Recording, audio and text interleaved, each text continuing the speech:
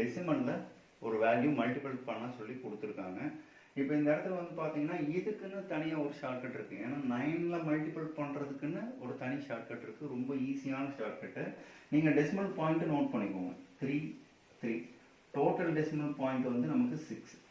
இப்போ நீங்கள் என்ன பண்ணுறீங்கன்னா 7 9 8 4 6 இங்கே எவ்வளோ 9 இருக்குங்க, 4 டைம்ஸ் 9, அதனால் 40 நீங்கள் ஆட் பண்ணி இந்த 7 9 8 4 6 7 9 8 4 6 நீங்கள் சப்ட்ராக்ட் பண்ணிடுங்க. சப்ட்ராக்ட் பண்ணீங்கன்னா 4 5 1 0 15 8 3 8 9 7.